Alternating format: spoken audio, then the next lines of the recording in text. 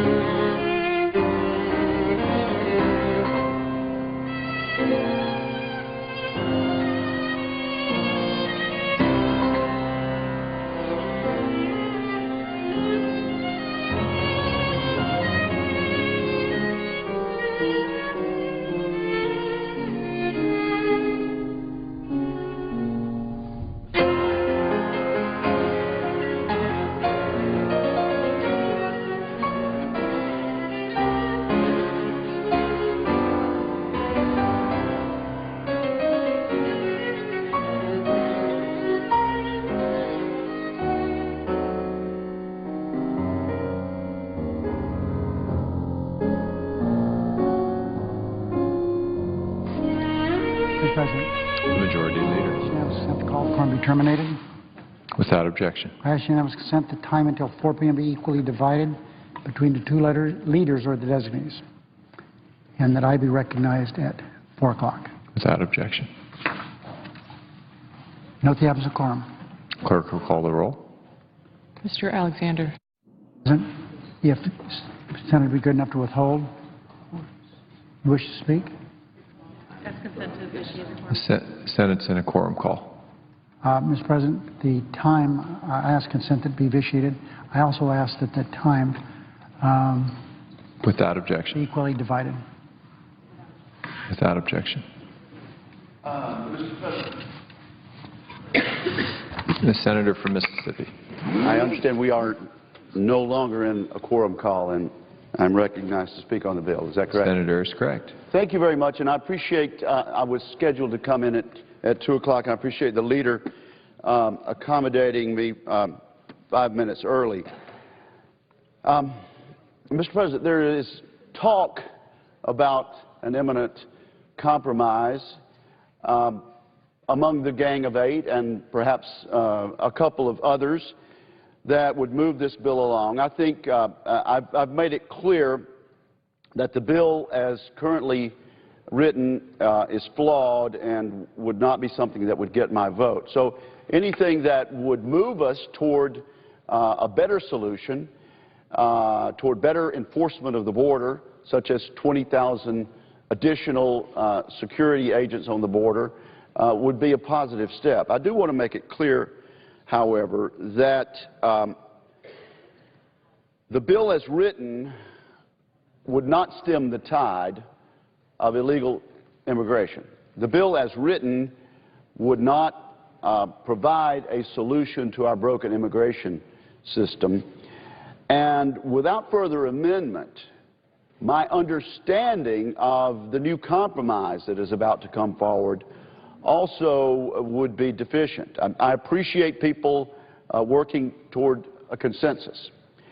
And I look forward to reading the amendment as it is presented, if it is indeed presented later this afternoon or later this weekend. But there are still changes that need to be made and ways that we can improve the bill. I would point out to my colleagues that a Congressional Budget Office report released day before yesterday indicates that border security components of the immigration bill as written will not stem the tide of illegal immigration in a meaningful way, because large numbers of people are projected still to overstay their visas should the legislation pass in that form.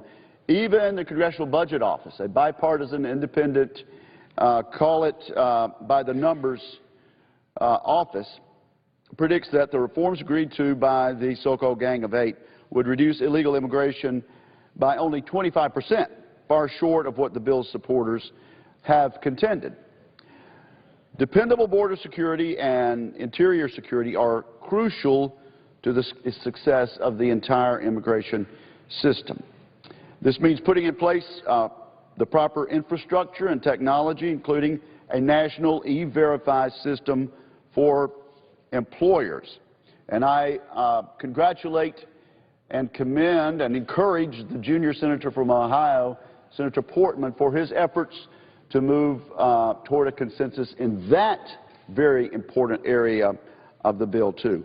These steps, securing the border and strengthening E-Verify, should precede efforts to grant legal status, and I think most Americans agree with that. Now, I've offered a number of amendments. I want to take these few moments to make my suggestions about how to improve this bill. But first and foremost, I want to urge my colleagues, urge the leadership of the committee on both sides of the aisle and the leadership of this Senate to give this Senate an opportunity to speak on the issue of sanctuary cities. Now, most people are aware that one of the great ways to flout the law, as it has been for a local jurisdiction to say to people who have overstayed their visas, to people who've come here illegally or stayed here illegally, come to our city and we'll provide you sanctuary. Come to our city and we will ignore the law of the land and make sure we do our part that it's not enforced against you. So-called sanctuary cities. And as a member of the other body, Madam President, I voted for legislation and amendments to crack down on this. If this bill works as it should work, then there should be no illegals in the country seeking sanctuary in a sanctuary city. So my legislation to prohibit the practice of sanctuary cities really, in my view, should be accepted by consensus. If the authors of this bill really believe it is a solution to our broken immigration system, then there should be no need for a city to say we're going to take in people who are not here legally, because by definition under this bill we will have said the system is fixed. So under my amendment, Madam President, these jurisdictions would be denied state criminal alien assistance program funds if they insist on continuing to be sanctuary cities. We would deny, under my amendment, law enforcement grants from the Departments of Homeland Security and Justice for the continuation of so-called sanctuary cities. My amendment would also encourage information sharing by law enforcement officials and stipulate that individuals who violate the immigration law should be included in the National Crime Information Center database. Why would that be the least bit controversial? And it would also ensure that states have access to federal technology that is helpful in identifying immigrants who are not here by permission and who are deportable. I would say to my colleagues, Madam President, any bill that comes out of the House of Representatives will almost surely have a sanctuary cities provision. We need a vote on this Senate floor so that the public, so that our constituents back home in our individual states can know where we stand on this issue.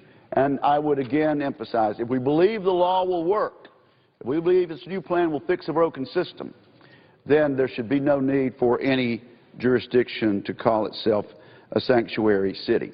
Now, secondly, I have an amendment, a separate amendment that would double penalty fees. It would double from $1,000 to $2,000 the fee that illegal immigrants must pay at various steps of the process. We all know that $1,000 amounts to far less than what is often paid to so-called coyotes who smuggle people from across the border. Penalties are supposed to hold people accountable for breaking the law and not serve as merely an inconvenience. So I have a second amendment that would increase the penalty in the legislation from $1,000 to $2,000. And then I have a third amendment, Madam President, that would require the Secretary to adjust these statutory fees and penalties for inflation, index them for inflation. What could be simpler for that? A $1,000 penalty in 2013 might not amount to the same degree of penalty in 2015 or 2019, and we index many of our amounts and figures under statute according to inflation. And so my third amendment would simply allow for annual inflation adjustment. Fourthly, I have an amendment that would strike the ability of illegal immigrants to apply for provisional legal status if they have previously filed a frivolous application for asylum, one that has been determined by the authorities to be frivolous. By law, those who knowingly file a frivolous application, for example, containing statements that are deliberately fabricated or responses that are deliberately fabricated, should be permanently barred from receiving any benefit under the new act. Another amendment I have would expedite removal proceedings of illegal immigrants with serious criminal offenses. What could be simpler and more straightforward than that, Madam President? It would require the Secretary of Homeland Security to initiate expedited removal proceedings against those who are deemed ineligible for provisional legal status, for example, because they belong to a gang, or they have committed an aggravated felony, or committed an offense against a child, or a domestic violence offense. It would seem to me that this sort of amendment should be the sort of amendment that the senator from Louisiana, Senator Landrieu, was speaking about only a few moments ago, that should be accepted by consensus through a voice vote. And finally, I have an amendment to ensure that those found ineligible have their provisional legal status revoked. If an application is submitted and the duly constituted authorities under this new act determine that the individual is not entitled to the relief requested, then provisional legal status should be revoked.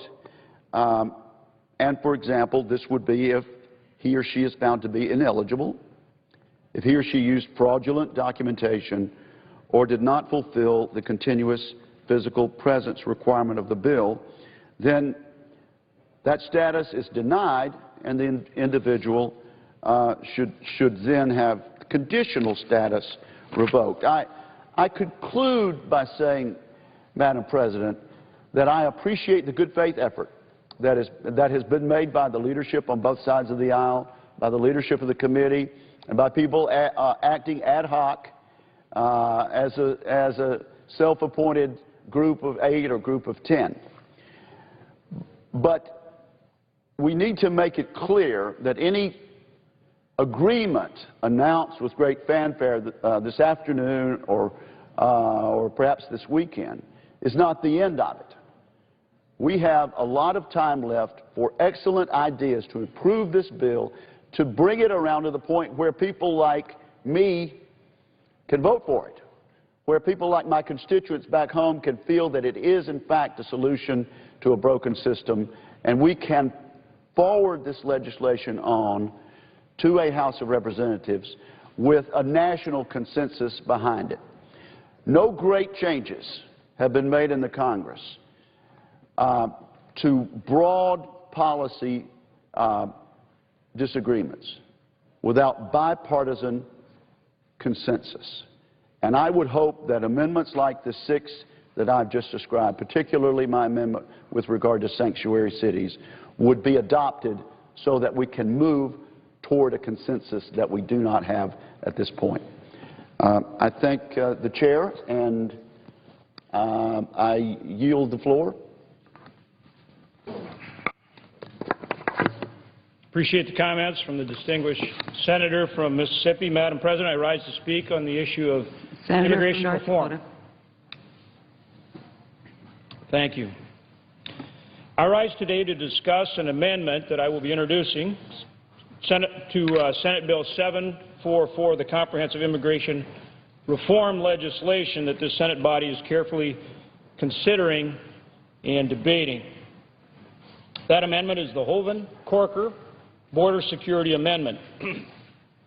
It's being finalized, and I plan to introduce it this afternoon along with the senator from the great state of Tennessee, Senator Bob Corker, who's here with me, and I want to thank him for the tremendous work that he's done on this legislation. He's been absolutely inspirational to work with, a great leader, and somebody who is really working to do immigration reform the right way, to get a bipartisan solution that truly addresses the challenges that we face with immigration reform, and to get it done the right way. In addition to Senator Corker and myself, other sponsors include Senator John McCain, Senator Lindsey Graham, Senator Marco Rubio, Senator Jeff Flake, Senator Kelly Ayotte, Senator Dean Heller, and others that are joining us on this legislation. I believe a number of them will be down here to provide their comments as well. I believe that the first order of business for immigration reform is to secure the border. I want to repeat that. I believe that the first order of business for immigration reform is to secure the border. Americans want immigration reform. Of that, there is no doubt. But they want us to get it right. And that means first and foremost securing the border. In 1986, President Reagan and the Congress granted legalized status to between 3 and 4 million illegal immigrants. The intent was to once and for all resolve the illegal immigration problem. But obviously it didn't. Here we are today with more than 11 million illegal immigrants in this country. And here we are today with a border that has still not been secured. Ironically, while illegal immigrants continue to come into our country because we've not secured the border, at the same time, our immigration laws do not meet the needs of our modern-day workforce for STEM-trained workers and other specialty and high-demand areas. In fact, one of the strengths of the underlying bill, the underlying legislation drafted by the Gang of Eight on a bipartisan basis, along with amendments that have already been added in committee, one of the strengths is that it includes provisions that will help us with our workforce needs. These provisions were adopted from legislation that myself and other senators sponsored, like legislation led by the esteemed senator from Texas, Senator John Cornyn, which would allow an increased number of college graduates, post-college degreed individuals, STEM, science, technology, engineering, and math trained individuals, and other highly skilled, highly trained people who could stay in this country, people we need to help grow our economy and to help create jobs. We also want people who can bring capital and job-creating opportunities to come to our country. And I believe the underlying bill has captured these concepts. The immigration innovation legislation that I was proud to co-sponsor with Senators Hatch and Klobuchar, Coons, and others is included in this bill. But we're not done. We're not done. We must do more to secure the border in this legislation. And that's exactly what we're offering here today. It is a very straightforward way to secure our border and to do so before allowing a pathway to legal permanent residency for those who came here illegally. Furthermore, it will ensure that we do not repeat the error we made before. Failure to secure our border while at the same time fixing our immigration laws. It builds on what's already in the underlying bill, and it provides objective, verifiable standards and metrics to do so. Our legislation will provide significantly more resources to secure the border, more manpower, more fencing, more technology. And those resources must be fully deployed and operational before green card status is allowed.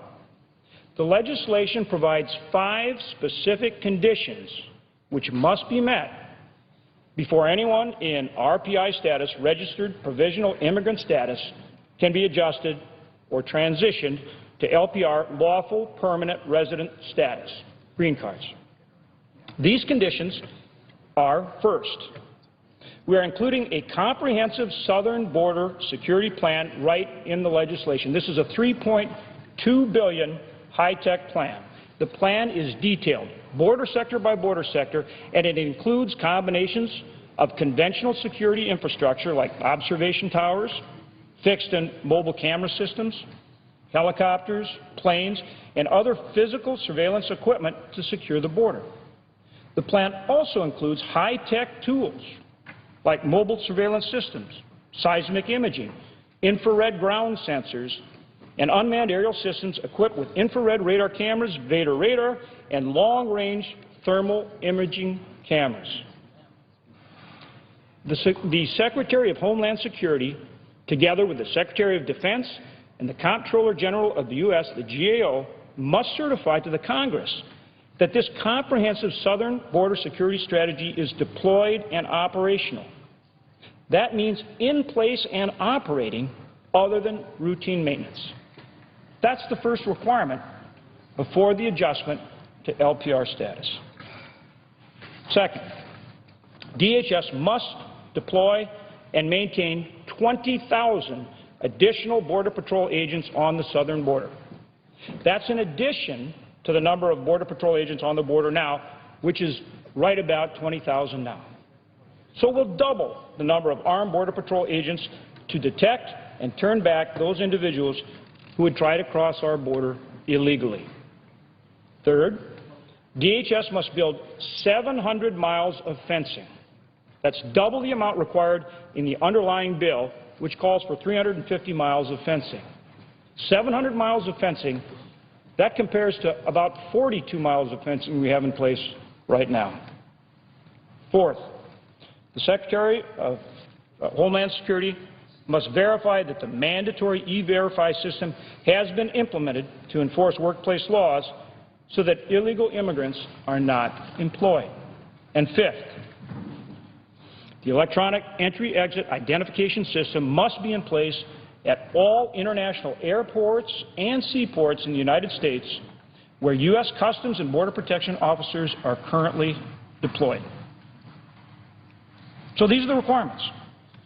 These are the requirements, and they must be met before lawful permanent residency is allowed. No green cards other than for dreamers and blue card ag workers until these requirements are met. Once again, simply put, we must secure the border first. That's what Americans demand, and that's what we must do to get comprehensive immigration reform right. That's what this legislation does, and it does it with objective and verifiable methods. We ask our colleagues on both sides of the aisle to join with us and to pass this legislation.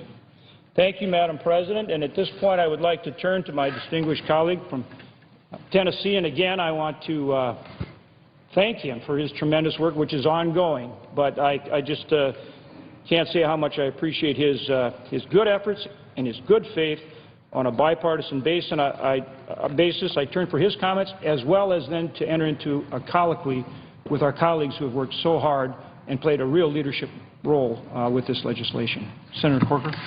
I want to thank the Senator from North Dakota for his outstanding leadership. You would expect that from someone who served in such a distinguished way as governor of a state. He's used to leading. He's done an outstanding job on this issue. I want to thank him for being a great partner. I know we still have some work to do. I mean, the fact is we still have to introduce this amendment, and work is underway right now. But I want to thank him, his staff, and all around him for the way that he has dug into this issue, solve the problems that I think Americans are looking for relative to security issues, and working with us in the way that you have. Thank you very much. And I want to thank the Gang of Eight for the work that they have done over the last multiple months to bring us to the place that we are, where we have an opportunity to do something that America needs, and that is to solve the immigration issue that we have, and to also ensure that in doing so, we've absolutely secured the border. One of my colleagues called this amendment, and again, it's being vetted right now. We hope to introduce it a little bit later today. There is a broad agreement about what the content of it is, and it is again being vetted and will be introduced later today. Some people have described this as a border surge. And the fact is that we are investing resources in securing our border that have never been invested before, a doubling, again, of the Border Patrol, $3.2 billion worth of the technology that we took from the chief of the Border Patrol, the technology that he needs to have 100% awareness and to secure our border. Dealing with the exit program, dealing with E-Verify, so that all of these things are in place. I want to thank Senator Cornyn from Texas, who began the process of focusing on border security. I realize that his amendment earlier failed, but I think what he helped us do is build momentum towards an amendment that I consider to be far stronger and even better. But his efforts at looking at a border security measure, I think, helped us in this regard. So I want to say I'm not the kind of person who speaks for a long time. I think people understand that. I think the senator from North Dakota has done an outstanding job of laying out the many elements of this amendment that hopefully will be voted on in the very near future. But I do think the American people have asked us, if we pass an immigration bill off the Senate floor, to do everything that we can to ensure that we have secured the border. That's what people in Tennessee have asked for. That's what people in North Dakota have asked for. That's what people in Arizona have asked for. And, Madam President, I think that's what this amendment does.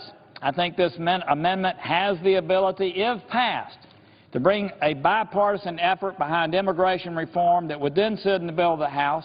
Look, I do wish that this amendment had some other measures relative to interior security. And I think that the House can improve this. I think a conference can improve this.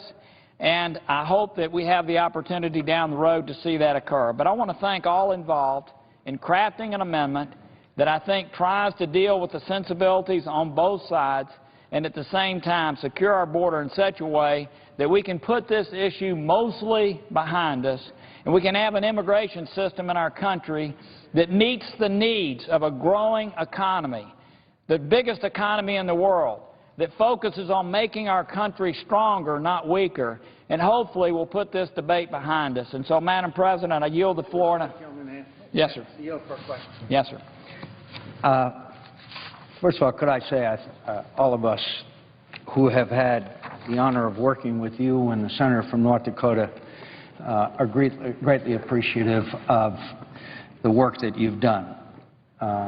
If there is going to be a broad bipartisan support for the final product, it will be because of what you and the senator from North Dakota have done, and I'm very, very grateful for that.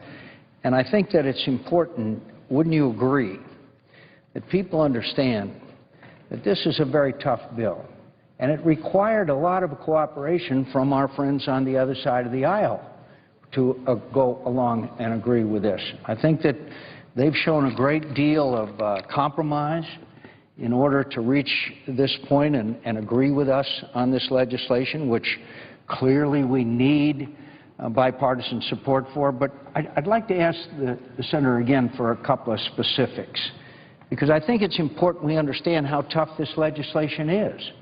We know, isn't it true that already we know that E-Verify must be used by every employer in the country before anyone under this plan could be eligible for a green card. Isn't that true? It's already there. That is correct.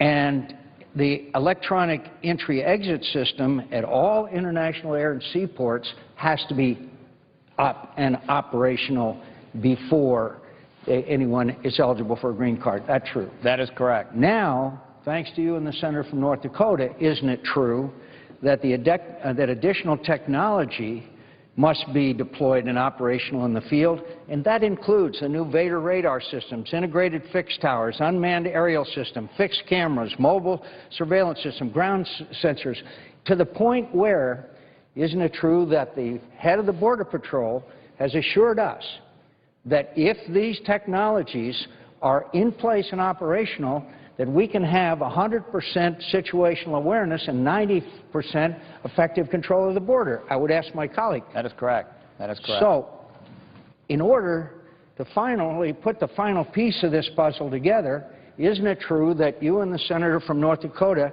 have called for 350 miles of additional border fencing in addition to the 350 miles that's already there, and 20,000 new full-time Border Patrol agents are hired and deployed before someone is eligible for a green card? Is that a fact? That is correct. That is correct. I don't know of anybody that has proposed a tougher measure, when you look at it all combined, than the measure that hopefully will be on the floor in the very near future. I wonder if the senator from North Dakota would like to respond to that. Well, I appreciate the esteemed senator from Arizona again emphasizing these points. That's what this is all about. This is about securing the border. All of the things you just identified are in the bill. They're requirements. The plan itself, this $3.2 billion comprehensive southern border strategic plan, is detailed border sector by border sector. And again, this puts everybody in the same place, saying we're going to secure the border first, because there's no green cards until we secure the border. Isn't it true, I'd say to my two colleagues, and Madam President, I ask unanimous consent to engage in colloquy with both the senator from Tennessee and the senator from North Dakota. Without objection. Isn't it true, I say to my friends, that on our side of the aisle there is understandable skepticism and well-founded skepticism on the part of my friend from Texas, because we've seen this movie before. In 1986, we gave amnesty to 3 million people, and we said we would secure the borders. Then in 2006, we passed border security appropriations, and there was going to be plenty of money, and it was never funded. So for those of us in the Southwest particularly, but people all over America, isn't it true that there's understandable skepticism that we would not pass legislation which is binding? And isn't it true that you can't make this, as far as Border Patrol and as far as miles of fencing, any more binding than it is in your amendment? Absolutely. I would like to add that it's not just all these things that we're putting on the border and that we are requiring that these things are in place and certified and operating before you go to green card status, but also it's about eliminating the incentive to try to get across the border. When we put E-Verify in place and we have a proper guest worker program, you take away the incentive to try to get across the border. So we secure the border, but we also take away the incentive to come across, because you can come across legally through the guest worker program, and if you come across illegally, we're going to find you and you can't get a job. So it's both. That's what we mean when we talk about comprehensive border security and a comprehensive approach. All right, ask my colleagues one more question. With all due respect to every member of this body, when you look at this legislation and you look at these triggers and you look at the technology that's going to be required, which, if operational, the head of the Border Patrol has said will give 100% awareness and 90% effective control, plus this increasing in fencing, plus Border Patrol agents, and the already existing in legislation to E-Verify. And I think the senator from North Dakota is very correct. You remove the incentive for people, if they know that they can't get a job in this country unless they have the proper documents, then people will stop coming illegally. And it also addresses the issue of the 40% who are here who never crossed our border illegally but came on a visa and overstayed it. I just would ask for maybe a subjective opinion. Is it possible that you could ever argue against this legislation now by saying that it does not give us a secure border? I think it would be very difficult, and I thank the senator from Arizona for raising these issues. If the issue that one has is securing the border with this immigration bill, if this amendment passes, which I hope that it will, I don't know how anybody could argue that the reason they're not supporting this legislation is because we haven't addressed securing the border. We have addressed that. We've addressed that in spades in this legislation. Again, I want to thank the senator from North Dakota for his leadership on this issue and the other side of the aisle for working with us.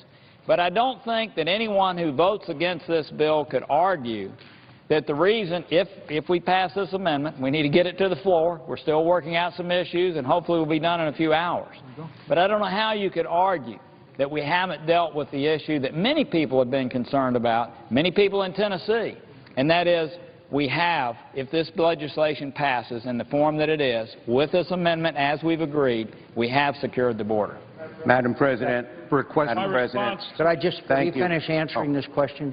I say to my colleague, I asked the senator from North Dakota. I would respond to the good senator from Arizona and say, look, all of the ideas that have been brought forward to secure the border, we have worked to include in this package. I mean, we have tried on a bipartisan way to listen to everybody and say, what can we do?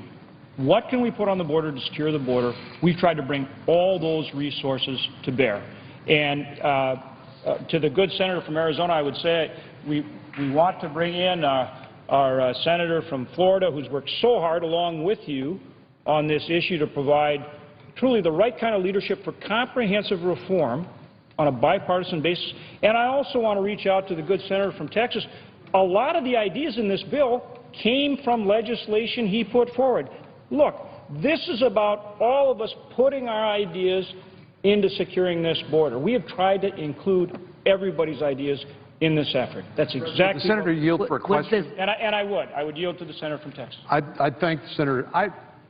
I honestly respect and value the work that the so-called Gang of Eight has done on this legislation, as well as the contributions made by my colleague from North Dakota and from Tennessee. I think they have moved this bill in a constructive direction to give people more confidence that we're actually serious about dealing with border security. But I want to ask them to distinguish, if they will, between the provision that they, I know, supported, both of them, in my amendment that was tabled earlier, which makes the progress from probationary status to green card contingent upon 100% situational awareness of the border and a 90% apprehension rate, which is defined as operational control. How does your amendment differ from that? My understanding, just from, and I know it hasn't been written yet or hasn't been completed yet, but my understanding is that Senator Schumer and the Democrats would not agree to that. I know they object to it. Senator Schumer's been quite clear in his telling me that. But my impression is that this is a promise of future performance, and there is no contingency in the same sense that there was a trigger that prohibited the transition from probationary status to legal permanent residency. Could the Senator please Yeah, Mr. President, if I may clarify respond to that. I appreciate very much the question from the Senator from the great state of Texas, and I thank him for the work he did and the work we did together, and the fact that we absolutely tried here to build on concepts that you put forward. So it's not the same, but we tried to build on those concepts. In terms of the actual border security plan, the comprehensive southern border security strategy, the $3.2 billion plan that includes technology, helicopters, planes, all these different things that I detailed, that is exactly what you were talking about in your legislation. So physically, we do deploy all the things that you'd laid out in your legislation, and then we add to it 20,000 agents and an additional 350 miles of fence on top of the 350 miles of fence called for in the underlying bill. So we put all of the physical resources out there, and then we add all the fencing and all the manpower to make sure we accomplish exactly what you were laying out. And in terms of the trigger, all those things are triggers before going to a green card. So it's different in that the discussion was, how do we set up verifiable metrics? And that's what we're doing by clearly delineating all these things we're putting in, okay? And then we actually add to what you had in the legislation. Would the Senator yield one last question? I don't know who has the floor. Yes, sir, one last question. I would. Because I know there are others who want to talk, and it's not my intention to interfere with their colloquy here. But the 20,000 additional Border Patrol, here's an area where the movement has been pretty dramatic, Mr. President, because we started with 0 additional Border Patrol. My amendment was disparaged by the distinguished senior senator from Arizona and the distinguished senior senator from New York as being a budget buster.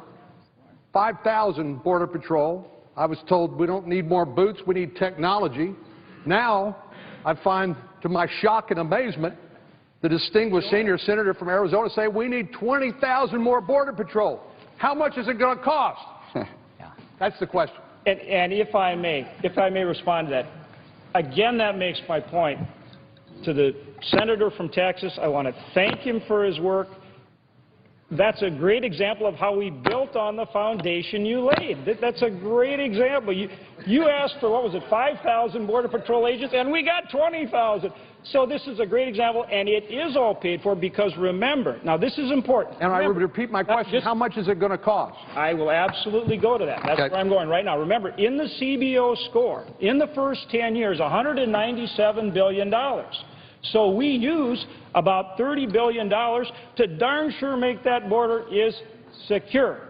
But overall, this bill, with this amendment, creates border security and more than pays for itself. And here's the other point. Remember, in that CBO score, it showed $197 billion in terms of revenue creation. So we used $30 billion of that to add the border agents and secure the border. But here's the other thing that we've got to look at in that CBO score. It said that with the underlying bill, without our amendment, with the underlying bill, we would have 7 million more illegal immigrants in this country in 10 years. Without the bill, we'd have 10 million more. So what does that say? It didn't get the job done on border security, and that is exactly why we're adding this amendment, and it will get the job done. Senator from Arizona. My appreciation to the distinguished senators for their answer to the question. Thank you. I thank the senator from Texas for all his engagement. Mr. President, as usual, the senator from South Carolina has a very busy schedule, so I would ask unanimous consent that he be allowed 10 minutes, and then I regain the floor. I ask unanimous consent for that. The senator from South Carolina. I can do this. Is there objection? Is my request agreed to? Mr. President. Is there objection? Okay. Without objection. Thank you all to make this better. The Senator Cornyn's question about cost. I never objected to more Border Patrol agents. I didn't know how we would pay for the bill I hoped it would be deficit neutral. Boy, did my hopes come true. It's not deficit neutral. According to the Congressional Budget Office, we reduced the deficit in the first 10 years by $190 billion, and over a 20-year period, $700 billion.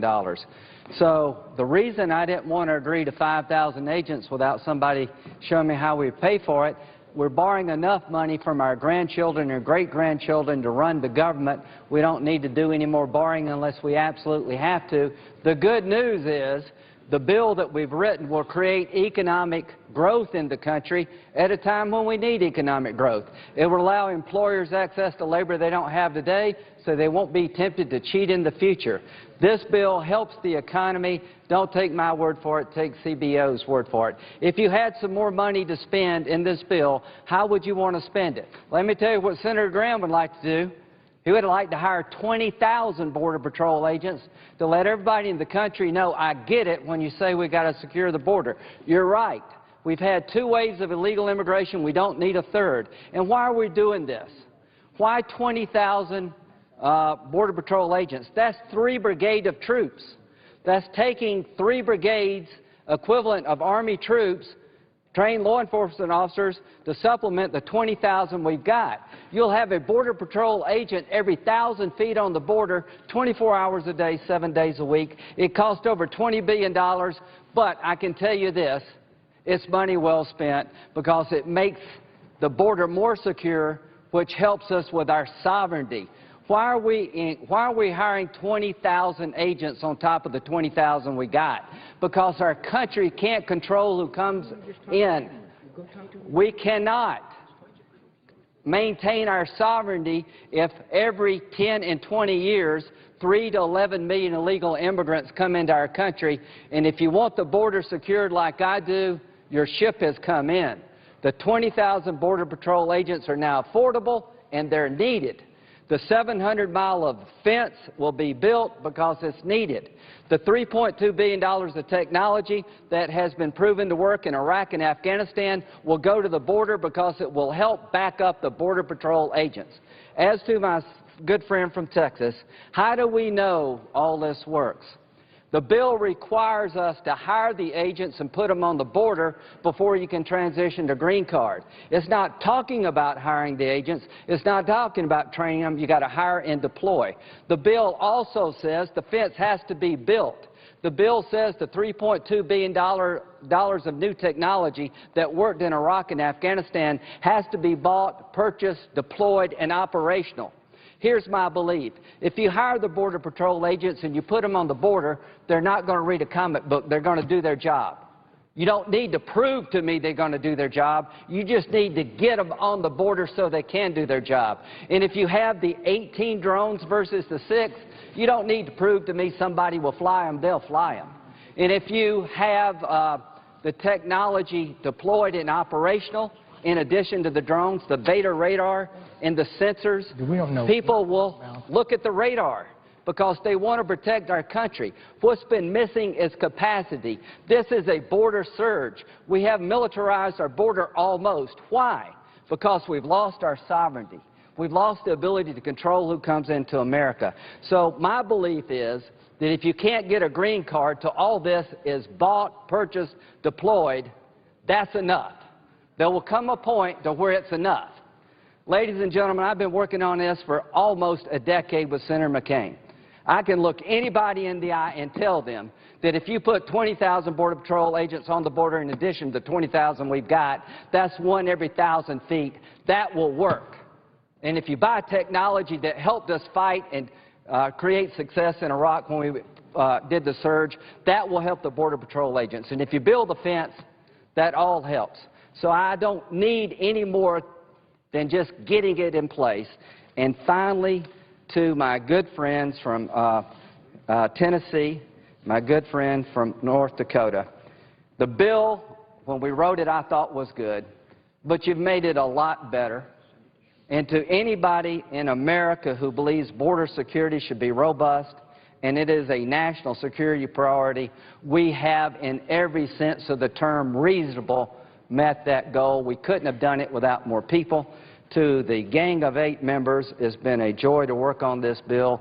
To our colleagues who have weighed in and tried to get the bill better and get to yes, you're doing this country a great service. So I hope that Monday night we will pass legislation that will mandate that 20,000 additional Border Patrol agents will be on the border working before you can get a green card, that the technology that worked in Afghanistan and Iraq will be up and operational before you can get a green card, the fence will be built before you get a green card, and to me, ladies and gentlemen, that's enough. That is enough. The people that we're talking about deserve a hard-earned process to get into America. They need to pay a fine, learn our language, get in the back of the line. They need to earn their way into good standing, but they are people.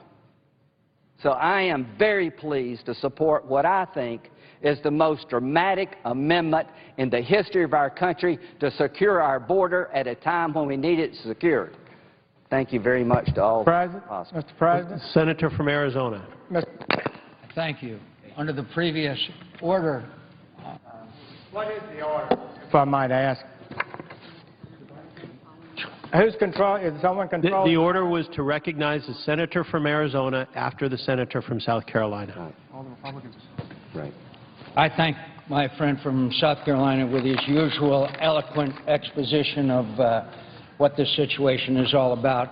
I have other colleagues who are waiting to speak, but I just want to say again, the senator from North Dakota and the senator from Tennessee have shown the best of what this institution can be all about.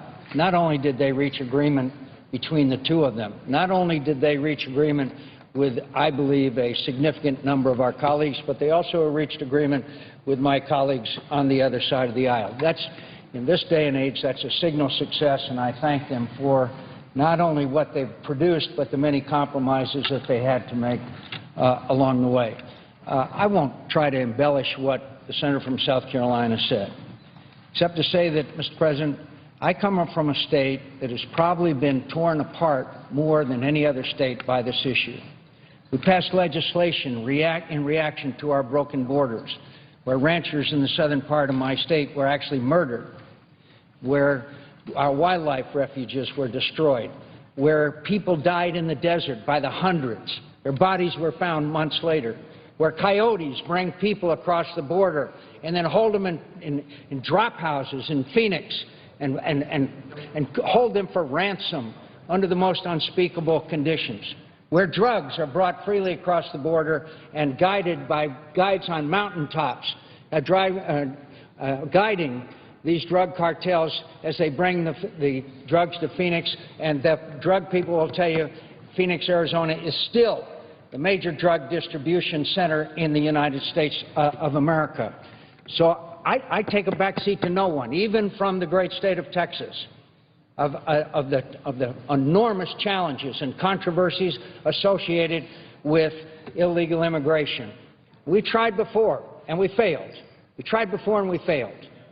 And I won't go into why we failed and all the people who are responsible. I'll take responsibility. I didn't do a good enough job in selling my colleagues on the absolute need for immigration reform. The fact are that 11 million people live in the shadows, and they live here in de facto amnesty, and by God, they are being exploited every single day. Shouldn't it be a nation founded on Judeo-Christian principles to bring these people out of the shadows? Yes, punish them because they committed crimes by crossing our border illegally. But isn't it in our nation to come together and pass this legislation and not manufacture reasons for not doing that? Isn't there enough of a penalty? Isn't there enough border security now, thanks to my colleagues from North Dakota and from Tennessee? Isn't there enough now? So all I can say is I urge my colleagues to vote overwhelmingly in favor of this hard-fought, well-crafted amendment, and let's move on to other issues that face this nation. And I believe that we can look back years from now and say to our children and our grandchildren that we did the right thing. Mr. President, I yield the floor. The senator from New York. Mr. President, I understand that both my colleagues from New Hampshire and Florida wish to speak. So I would be happy to have each of them speak for 5 minutes and then me speak for 5 minutes, if that's okay. Is there objection? I ask unanimous consent, 5, 5, and 5, okay? Hearing no objection, Senator from New Hampshire. Thank you, Mr. President. I want to thank my colleague from New York for giving us that courtesy. I rise in support of the amendment that will be offered by my colleagues from Tennessee and North Dakota. I appreciate the hard work that they have done to enhance the border security provisions in the current pending immigration bill on the floor. To all of us, securing our border is very, very important to preventing another wave of illegal immigration in this country. But what they have done is incredibly important. It's very, very strong, strongest measures that I think this body has considered. 20,000 Border Patrol agents, essentially doubling those agents that will be along the southern border. In addition to that, really significantly increasing the fencing. In fact, at least 700 miles of fencing will have to be completed along the southern border, almost doubling what was already in the bill for fencing, specifying what types of technology that the Department of Homeland Security will have to deploy, including the best technology using sensors and drones to make sure that we can apprehend those who are illegally trying to cross our border, and very much making sure that we prevent a further wave of illegal immigration, along with the strong reforms in this bill to our legal immigration system of making sure that we can keep the best and the brightest here to help us grow our economy, to make sure that we have the workforce we need to ensure that we will create jobs here. Let us not forget that we are a country of immigrants, that I dare say that most of my colleagues here that either their parents or their grandparents came from another country and worked very, very hard in this country. And so we need a legal immigration that works for our country, that makes sure that our economy continues to grow and that we have people here who want to work hard and live the American dream. But we also cannot ignore securing our southern border, and that's why I'm proud to co-sponsor the amendment that will be offered by Senator Corker, Senator Hoeven. This doubles the amount of border agents, doubles the amount of fencing, specifies the type of technology that is required, and gives the resources to finally secure our border. To my Republican colleagues, I think there was an op-ed in the Wall Street Journal today that's worth mentioning. I share their concerns about securing the border, but I hope with the strong enhancements that have been put in this amendment to double the amount of border security, to strengthen and double almost the amount of fencing, to make sure that the right technology is in place to secure our border, this will prevent another wave of illegal immigration, that they will not use border security as a ruse not to vote for a bill to fix an immigration system that is absolutely broken.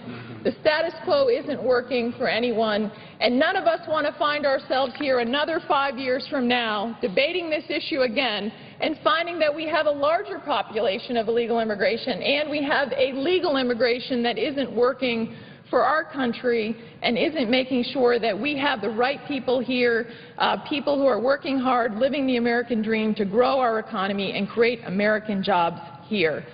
So, I think today the Wall Street Journal had said that this border security issue cannot be used as a trick not to want to support a strong bill which is on the floor with this amendment will make it very strong on the border security provisions and finally work in a bipartisan manner to fix a broken immigration system that is not working for anyone and not working for our country. So I thank you, Mr. President, and I will turn this over to my colleague from Florida, who I want to commend my colleague from Florida who has worked along with the other members of the group, the senators from Arizona as well as the senator from South Carolina, but the senator from Florida I know how focused he is on making sure that our borders are secure. I appreciate his strong leadership in fixing this broken immigration system and making sure that we do not have another wave of illegal immigration in this country. And with that, I'll turn it over to the senator from Florida. Mr. President. The senator from Florida. Parliamentary inquiry. Senator will state his inquiry. My inquiry is that it's my understanding that we are getting equal time back and forth, and as my question is this based on parties, so that Democrats and then Republicans will alternate in their time? Is that correct? We have no agreement for alternating. There's no agreement, so that those, because all I've heard in the last hour is those who are in support of the bill. My question would be, when can someone be heard who is not in support of the bill? The time was equally divided.